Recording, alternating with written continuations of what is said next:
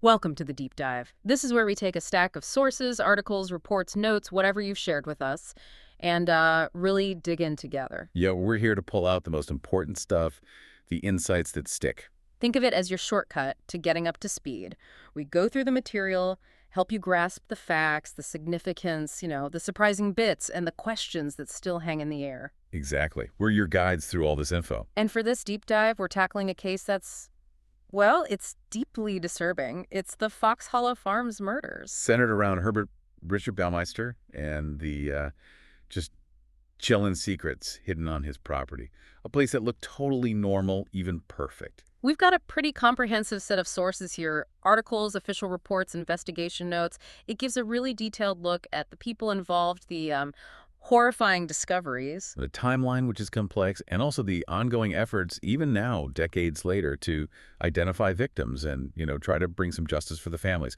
So our mission today is to go through all this together.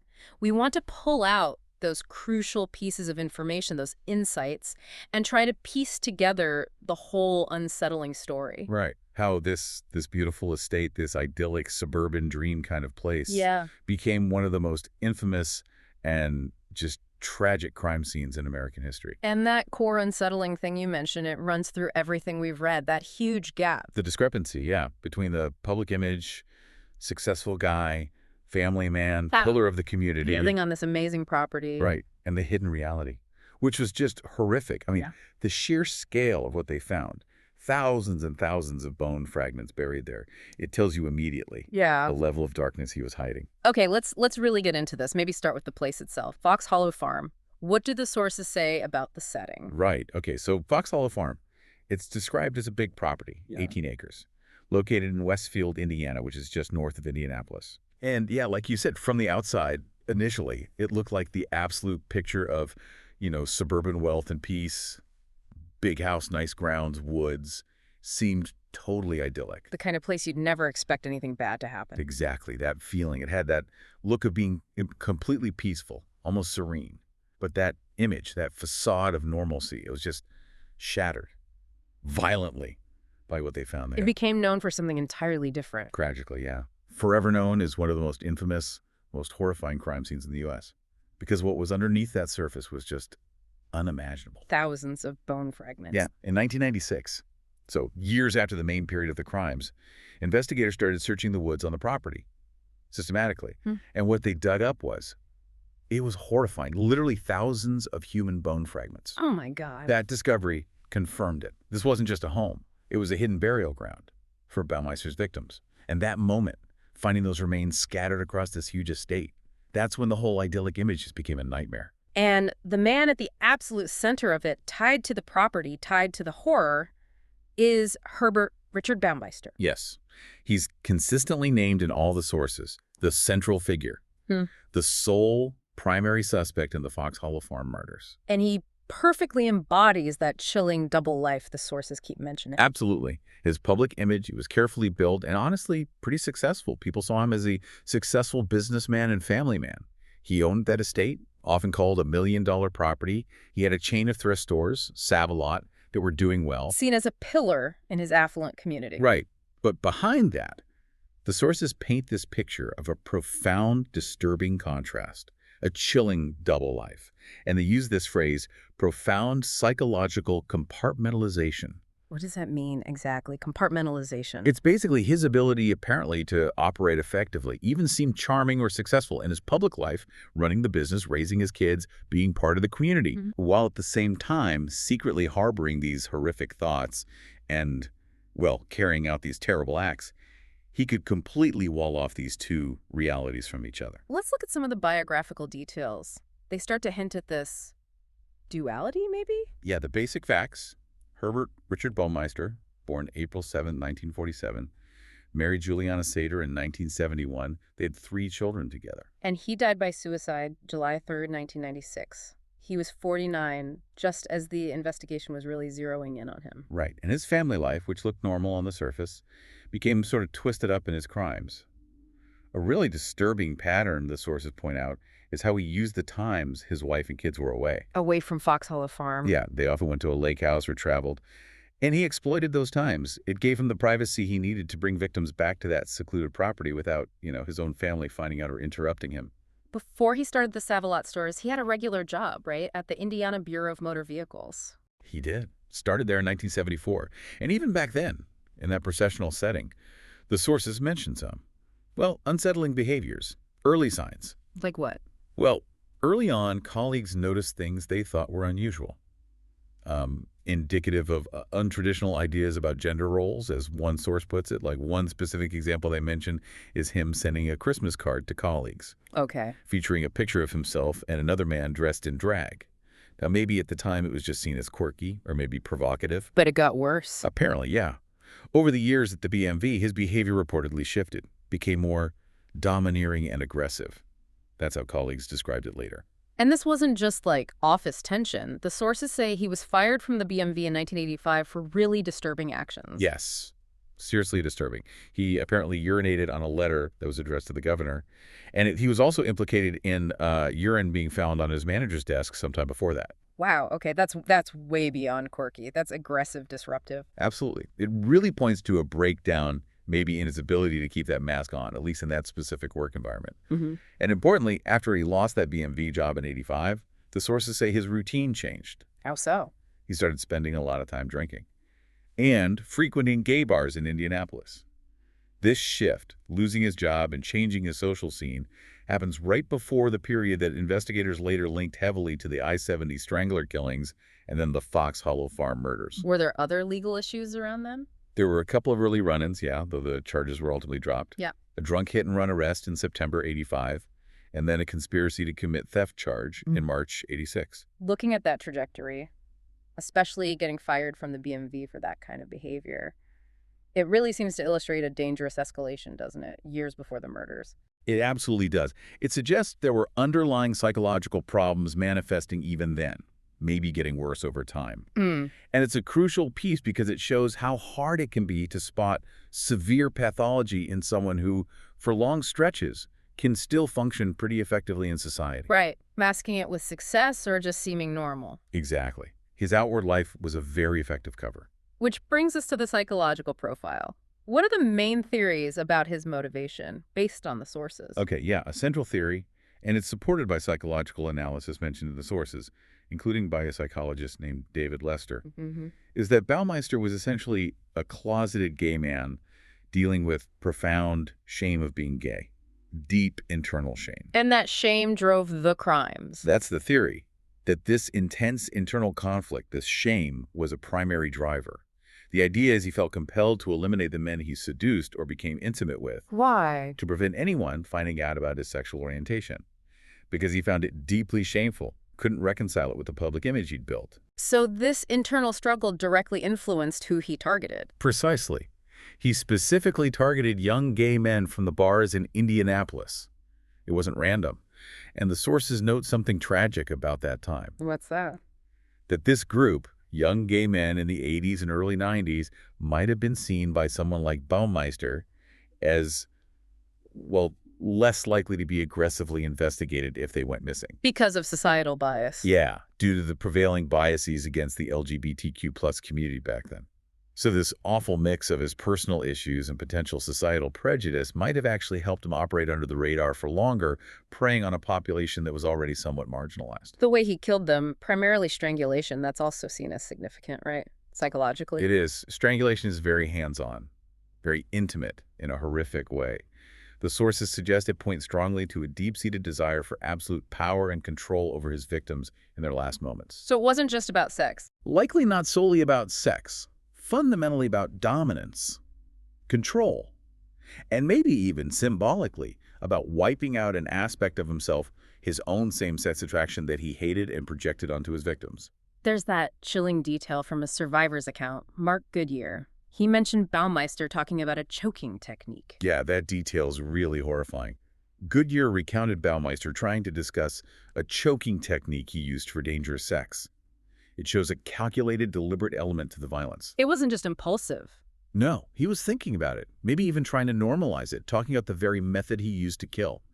It really reinforces this idea of a twisted, calculated mind obsessed with control through physical means. The sources describe him as a twisted psychopath. And they mention his real passion being dead bodies. Yeah, suggesting his morbid fascination, which maybe started in childhood, evolved into this consuming, deadly obsession. They even circle back to those childhood details. An odd sense of humor making disturbing jokes that were morbid. Things that might have seemed like just dark humor at the time. Exactly. But in hindsight, they look less like quirks and more like early red flags, early signs of a deeply disturbed personality. That progression from maybe quirky behavior to the domineering and aggressive stuff at the BMV and then finally to calculated serial murder, it's a deeply disturbing path. And through a lot of it, he kept up that mask of sanity, presenting a normal, successful face to the world. It's a classic trait associated with psychopathy, that ability to compartmentalize. It let him function in business and family life, making it incredibly hard for people around him or just casual acquaintances to suspect the horror he was capable of. Yeah, it really shows how hard it is to spot these dangerous individuals just based on how they seem on the outside. Absolutely. And then ultimately, his fleeing to Canada and taking his own life, it stopped any chance of a trial or getting answers directly from him. Right. That final act, while it ended his actions, it also cut off a crucial way to get information. It left so many questions unanswered. The total number of victims, details about the crimes, was anyone else involved, were there other disposal sites? Just countless questions. It was a final act of control, in a way. It really was. And it continues to affect the investigation and the families even today. Okay, let's shift now to his modus operandi, the pattern he followed as a predator. What do the sources tell us? Well, they detail a pretty specific victim profile and hunting ground. His victims were mostly white males. The age range is quite broad, actually, from 14 up to 46. And he found them primarily in gay bars. Yes, he frequented gay bars, mainly in central Indiana, particularly around Indianapolis. That was his primary hunting ground. And we touched on this, but the timing was crucial, linked to his family being away. Yes, absolutely critical to his strategy.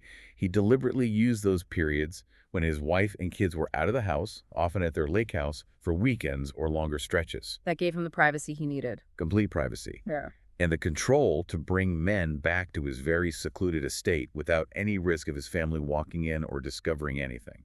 He waited for those opportunities. How did he actually convince men to leave a bar and go back with him to this big, isolated property? What were his tactics? He played on his image of success and wealth. Sources say he'd sometimes mention his 15-room Tudor mansion on this 18-acre property to kind of lure men in, using his status, his home, as bait. There's also a detail that sometimes he posed as a landscaper. Maybe that was a different way to start a conversation, or maybe suggesting physical work appealed to some targets. And once he got them back to the farm, A key tactic mentioned is trying to get them drunk. He'd offer drinks, try to ply them with alcohol, clearly aiming to impair their judgment, make them more vulnerable, easier to control. that survivor account, Mark Goodyear's story, gives some really disturbing glimpses into what it was like at the farm, encountering Baumeister's darker side. It really does. Goodyear talked about that attempt to engage in dangerous sex, using that choking technique Baumeister was fixated on. But maybe one of the most chilling and frankly bizarre details Goodyear reported seeing inside the house Or was it? was this disturbing arrangement of mannequins down in the basement pool area. Mannequins. Wow. What do investigators think that means? Well, analysts looking at the case see that as highly significant psychologically. Having mannequins in that private space, a space linked to his crimes, it suggests a ritualistic element maybe, or theatrical. How so? They could have served different twisted purposes for him. Maybe stand-ins for victims when he was reenacting things, objects for his fantasies, maybe even used in some horrific scenarios with actual victims. It points to a really deep psychological connection between his home and his darkest fantasies, blurring the lines between real violence and maybe imagined acts or restaged ones. And the fact they were in the basement pool area specifically? Yeah, that location reinforces how he turned parts of his own home, even places meant for fun or relaxation like an indoor pool, into basically a dedicated murder site. It suggests the home wasn't just convenient for disposal, it was deeply tied into his pathology, his own personalized playground for these crimes, where victims might have become like props in these disturbing scenes, possibly involving those mannequins. We know strangulation was his main method. And after the killing, disposal was all centered on the farm. Yes, that 18-acre Fox Hollow farm property became the burial ground. And like we said, the scale of what they found was just staggering. roughly 10,000 human bones and bone fragments recovered from the grounds. 10,000. It's almost impossible to wrap your head around that number. It really is. And the condition of the remains, that made things even harder. Many were found burnt and crushed. So this wasn't just burying bodies. It was an active attempt to destroy them, which obviously complicated the forensic work immensely. And the pool area seems significant there, too. It's believed a lot of the murders and maybe the initial disposal or dismemberment happened in or around that indoor pool area, again, tying that specific space in his home directly to the violence in the effort to get rid of the evidence. And the very first discovery of remains on the property, it wasn't even investigators who Right. found them, right? Which adds another layer of just horror. No, that's a really critical and tragic detail the sources emphasize. The very first discovery was made back in November 1994 by Baumeister's own son. He was only 13 at the time. His son found them. Yeah, found a human skull and other bones out in the woods on their property. You can't imagine the horror of that for a kid. What did Baumeister do? How did he react? Immediately tried to deflect, explain it away. He told his wife and son, apparently, that the bones were just old medical skeletons. Said they belonged to his late father, who'd been an anesthesiologist. He tried to pass off actual human remains as old anatomical models. And the police didn't uncover the full extent of it for quite a while after his son found those bones. That's right. The full mass discovery by law enforcement didn't happen until June 1996. So there's this significant gap, the sources point out, November 94 when the son finds bones, to June 96 when the official search finds thousands of fragments. Why the delay? Well, it suggests maybe a delay in recognizing how serious that initial discovery was, or perhaps, a reluctance to aggressively pursue the implications, finding human remains on the property of a prominent local businessman, based initially just on what a child found and the father's, frankly, somewhat plausible-sounding lie. The sources also connect Baumeister to an earlier string of murders spread out geographically, the I-70 Strangler cases. Yes, this is a really crucial link to understand the potential full scope of his crimes.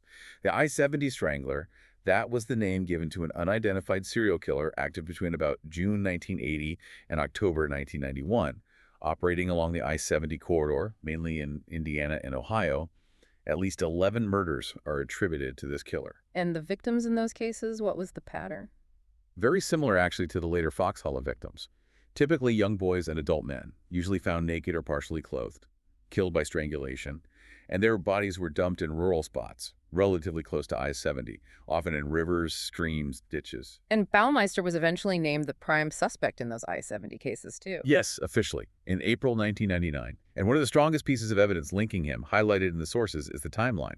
The I-70 Strangler bodies stopped being found after October 1991. And 1991 is when? Is exactly when Herbert Baumeister bought Fox Hollow Farm. Ah, so the theory is he didn't stop killing, he just changed where he disposed of the bodies, from public areas near the highway to his own private land. Exactly. It suggests a deliberate, strategic shift in his methods, maybe an evolution in his criminal behavior, moving from a riskier approach, dumping bodies near public roads, to a more controlled strategy, destroy and conceal on his own huge, secluded property. It implies he was learning, getting better at avoiding detection. Potentially, yeah. Growing criminal sophistication. Or maybe he'd had close calls, or just wanted more control over that final stage of the crime. And the consistent elements across both sets of cases targeting young men, often gay men from Indianapolis bars, using strangulation, disposing of the bodies that creates a strong link between the I-70 Strangler and the Fox Hollow Farm murders, with Baumeister as the common element.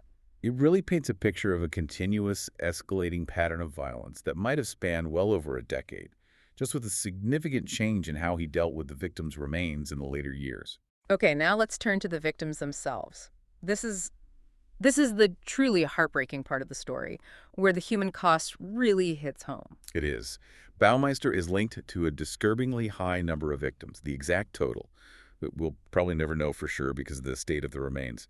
But estimates range from around 11 up to potentially 25 people. And those 10,000 bone fragments found at Fox Hollow Farm certainly support the higher end of that estimate. They absolutely do. It speaks to the scale of the horror. And identifying them with the remains fragmented, burnt, crushed, that must be incredibly difficult. It presents huge forensic challenges. Yeah. But the efforts to identify victims started right after the discovery, although with mixed success over the years.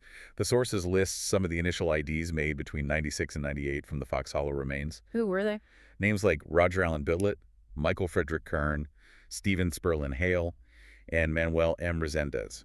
Some sources also mention others possibly identified early on from FHF, like Johnny Baer, Richard Douglas Hamilton Jr., and Alan Wayne Broussard. And then there are the victims identified from the earlier I-70 strangle cases, where Baumeister is the prime suspect. Right. The sources give details on 7 identified victims from that series. It helps define the pattern of his presumed earlier killings. Can you list those? Sure. There was Michael Sean Petrie, tragically only 15 when found in 1980. Maurice Allen Taylor, 22, found in 82. Delvoye Lee Baker, just 14, also found in 82. Michael Andrew Mick Riley, 22, found in 83. Eric Allen Rutger, 17, found in 85. Mike Glenn, 29, found in 86. And James Boyd Robbins Jr., 21, found in 87. These were the young men found strangled, dumped near I-70 during that period. But there's been really significant progress, actually hopeful progress, identifying more victims much more recently, right? That's a big part of the new investigation. Absolutely. This is where modern science is making a huge difference decades later.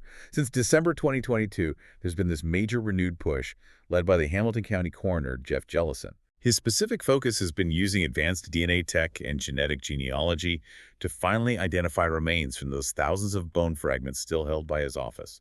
They're painstakingly sending samples to specialized private labs. And this new effort, it's actually working. They've identified more people from Fox Hollow Farm. Yes, these breakthroughs are providing answers that families have waited decades for. It's heartbreaking, but also incredibly important.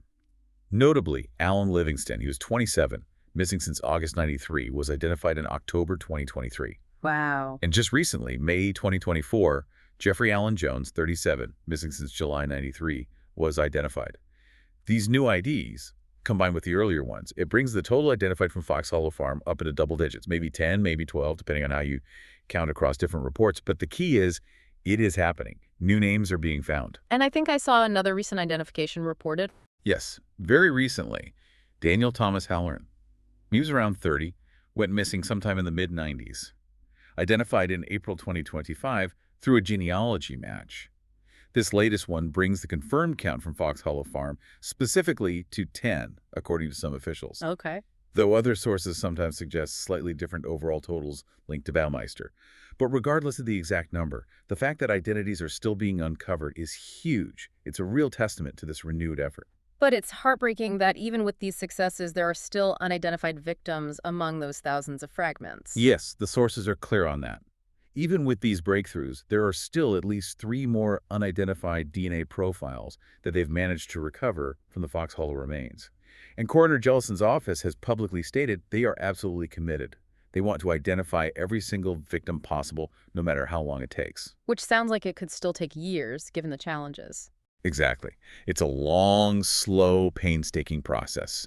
Requires advanced science, requires dedicated people. And to help with this, they're actively urging families of people who went missing back then. Especially gay men in the Midwest in the 80s and 90s. Right. Urging them to submit DNA samples to genealogical databases, because that can provide the crucial family matches needed to put names to these remaining DNA profiles. And there are plans for a memorial to honor everyone. Yes, that's an important step. Planned for August 2024. A monument to honor all the victims of Fox Hollow Farm, identified and unidentified, to give families and the community a place for remembrance. Okay, let's try to pull this all together now. Walk through the timeline, the crimes, the investigation, drawing on the details from the sources. Right. We can start with Baumeister's early life. Born 47, married 71. Got that job at the BMV in 74. Where the unsettling behavior started showing up. Yeah, escalating over about a decade until he gets fired in 85 for that really erratic conduct. And after losing that job, that's when he starts frequenting the gay bars in Indy and has those couple of early minor arrests in 85, 86. Which leads right into the period linked to the I-70 Strangler. Right. According to the sources, roughly 1980 to 1991, the first suspected victim in that series, Michael Sean Petrie, found June 1980. Over the next 10 years or so, the other young men believed to be I-70 victims are found, strangled, dumped near the highway across Indiana, Ohio, establishing that pattern, that geographic area. And then comes the critical shift, the potential transition to the Fox Hollow Farm murders. Exactly. 1991, the I-70 bodies stopped being found. And that same year, Baumeister buys Fox Hollow Farm. The sources really highlight that timing. The end of the I-70 victims coinciding with him getting this large, secluded property. It strongly suggests his disposal method changed, not that he stopped killing. Marking the start of the Fox Hollow Farm murders era. Pretty much, yeah. Yeah. Roughly 92 through 94. That's when numerous gay men in the area go missing, later linked to Baumeister and the farm.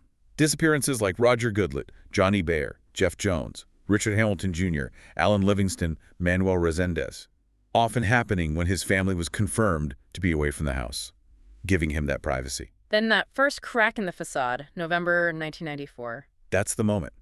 His 13-year-old son finds the human bones, the skull, in their woods. A huge pivotal moment. And Baumeister immediately tries to cover it up, claims they're old medical skeletons from his dad. Managing to deflect, at least for a while. Yeah.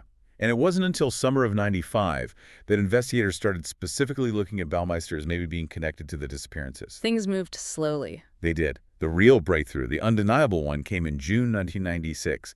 His wife, Juliana, who was divorcing him by then, she gave investigators crucial information, told them about her son finding those bones years earlier. And she gave permission for a search. Critically, yes. While Baumeister was away on vacation, she consented to a search of Fox Hollow Farm. Her willingness to come forward, grant access, that was absolutely pivotal. Finally uncovering the truth. It was. With her info and consent, police started a massive search on June 24, 1996, and that's when they found them. Thousands upon thousands of bone fragments scattered across the property, confirming it was a mass murder site, a burial ground. And when Baumeister found out they were searching and an arrest warrant was coming, he ran, fled the country, went to Ontario, Canada, June 30th, 1996. Just a few days later, July 3rd, he was found dead in a park. Self-inflicted gunshot.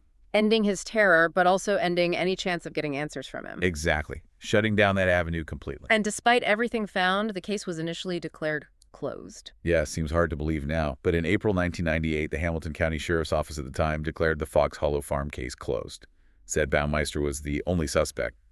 That premature closure has drawn a lot of criticism since then. A year later, they formally linked him to the I-70 strangle cases, too. Right. April 1999. That official link solidified the understanding that this was likely a long-term pattern of violence, stretching back over a decade. But that wasn't the end of the story, as we know. There's the major renewed investigation that started much later. This really critical new phase kicked off December 4, 2022. That's when the current Hamilton County coroner, Jeff Jellison, decided to relaunch a dedicated effort to identify the remaining victims. Using modern forensics. Exactly. Using modern DNA, genetic genealogy, analyzing those thousands of bone fragments still in evidence. His initiative directly challenged that idea that the case was fully closed. They even did a new search of the property, found more remains. And these efforts, they've produced real results. New victim IDs. They absolutely have. Thanks to this focus, working with specialized labs, victims are finally getting their names back. Alan Livingston in October 23, Jeffrey Jones in May 24, Daniel Halloran just recently in April 25.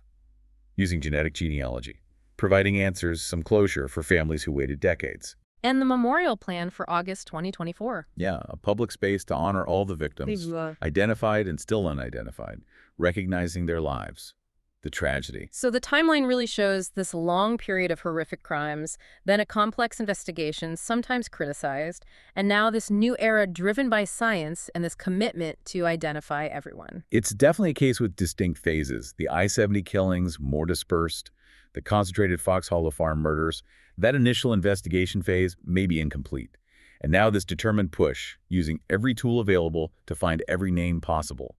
It really shows how investigations and capabilities evolve over time. Let's dig a bit deeper into those recent developments and the lingering questions, because it feels like the case is far from fully wrapped up. Yeah, definitely not fully understood. As we said, the success of the renewed ID effort since 2022 is clear. Coroner Jellison, the private labs, genetic genealogy, it's showing what's possible now with old evidence. But huge challenges remain. Absolutely. The sources stress that. Still unidentified DNA profiles. The state of the remains burnt, crushed, fragmented makes it incredibly tough. The coroner's office says this will take years, maybe even decades, to work through everything. And this new focus has brought sharp criticism of the original investigation back in the 90s. Coroner Jellison himself has been pretty blunt. Said publicly he thinks police dropped the ball initially. And one really concerning criticism that comes up. What's that? Reports that back in the late 90s, victims' families were actually asked to pay for the DNA testing on the remains found at the farm.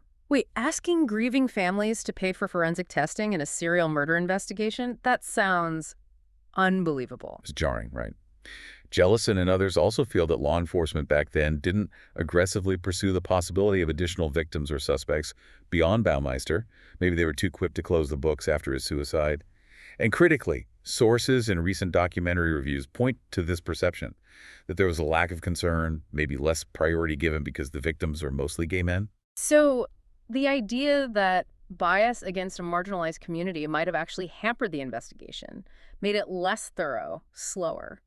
The sources strongly suggest that was a factor. It's argued that the victim's status might have influenced the attention, the resources, the priority the case got initially, compared to maybe cases with different victims. That reported financial burden on families for DNA testing. That's cited as a prime example of this perceived neglect. So the renewed investigation isn't just about new science. Right. It's also implicitly about correcting past injustices, ensuring that justice is pursued fully and equitably for all victims, regardless of who they are, giving these men the attention their cases always deserved. Now, despite that initial only suspect declaration, recent work, especially documentaries, have raised questions about whether he acted alone, talked about new clues about a potential accomplice. Yeah, this brings us back to Mark Goodyear. He was crucial, right? Yeah. His tips started the Fox Hollow investigation. He's been described as both a survivor of an encounter and a friend of Baumeister. But there's controversy around him, questions about his story. Yes. The sources note he's admitted lying to police in the past. He's also clarified he wasn't a survivor in the sense of escaping a murder attempt, but more an acquaintance who had a really disturbing experience. And Coroner Jellison, among others, has publicly questioned his credibility, pointed to behavior that seems contradictory. Like what? Like inviting Baumeister over for dinner even after seeing disturbing things at the farm and supposedly being afraid of him.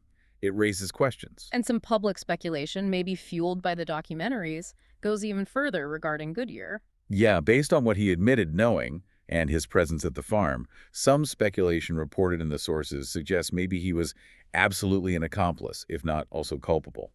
That's presented more as a theory or suspicion floating around, not a hiding by investigators. It really underscores the problem when the main suspect dies, doesn't it? It makes investigating potential accomplices incredibly difficult. It does. Baumeister's suicide shut that door permanently. It makes you wonder if leads, like maybe Goodyear's full involvement or maybe others, weren't fully explored back then. Perhaps because his death offered a convenient endpoint, or maybe those same potential biases limited how widely they looked initially. There's also that chilling speculation mentioned in some sources about secret tapes. Right, that came up in the ABC News documentary, citing investigators. The belief among some involved in the case was that Baumeister might have actually recorded his victims. Recorded them? How? One detail mentioned was speculation about a hidden camera, maybe in a basement air vent at Fox Hollow Farm. And why would he do that? What's the thinking? Well, one retired detective, Carrie Milligan, speculated Baumeister might have used recordings to gain power over the individuals that he was killing.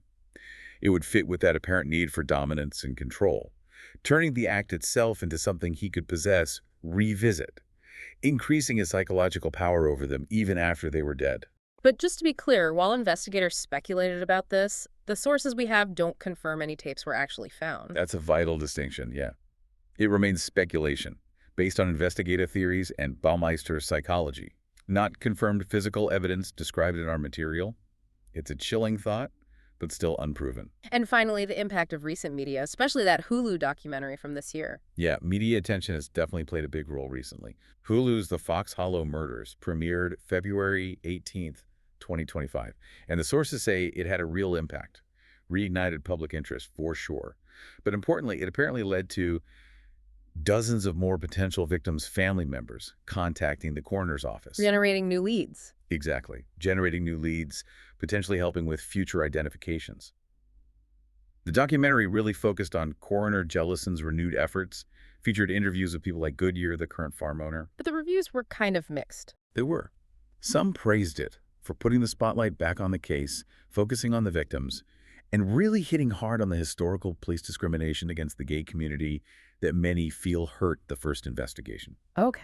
Others criticize it, mention pacing issues, maybe not enough new info on motive, and some question the amount of screen time given to controversial figures like Goodyear or the current homeowner finding it may be distracting or even exploitative. It really shows that tricky balance with true crime media, doesn't it? It can be powerful for generating leads, raising awareness, Absolutely. but there's always that risk of sensationalism or giving too much air to unverified theories. It's a constant tension in the genre. Media can definitely help cold cases, but it needs careful handling, keeping the focus on justice for victims, reporting facts responsibly, and the sources also mentioned that earlier paranormal documentary from 2011, The Haunting of Fox Hollow Farm, which kind of shows how the place itself has become almost mythologized over the years, sometimes detached from the actual human tragedy. This has been, a really deep dive into a truly horrifying and complex case. It really has. We've covered the hidden horror at Fox Hollow Farm, Baumeister's disturbing double life, the huge, difficult search for victims among all those fragments, and this complex, evolving investigation that's still going on thanks to dedicated people in new science. It's clear even though Baumeister is gone, the case isn't fully closed. That crucial work of identifying victims continues, driven by forensic potential and the commitment of people like Coroner Jellison and his team. And at the absolute heart of it is the human element, identifying every possible victim. It's just paramount for the families who've lived with this awful uncertainty and pain for decades, just waiting for answers. Those recent breakthroughs finally putting names to remains, that provides some measure of closure, some peace that's been long, long overdue. In this case, it offers some really stark lessons, doesn't it? A chilling reminder of how hidden predators can exist right within seemingly normal communities, maintaining that convincing facade. And it really highlights the devastating impact of shortcomings in past investigations, especially where bias against marginalized groups might have affected the thoroughness, the urgency, the resources put into getting justice for victims. And the renewed investigation, by committing to identify everyone, regardless of who they were, it's implicitly working to fix some of those past wrongs, to ensure the pursuit of truth is equitable for everybody. That profound gap between the chilling reality Baumeister hid on his property and the successful normal image he showed the world, that remains maybe the most unsettling piece of this whole thing. It really does. It's a powerful cautionary tale.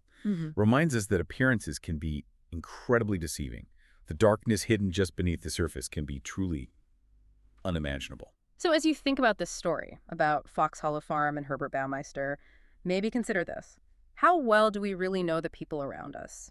Even those who seem the most conventional, the most successful. And what responsibility do we as a society have to make sure that all victims of crime, no matter who they are, get the same unwavering attention, the same resources, the same relentless pursuit of justice?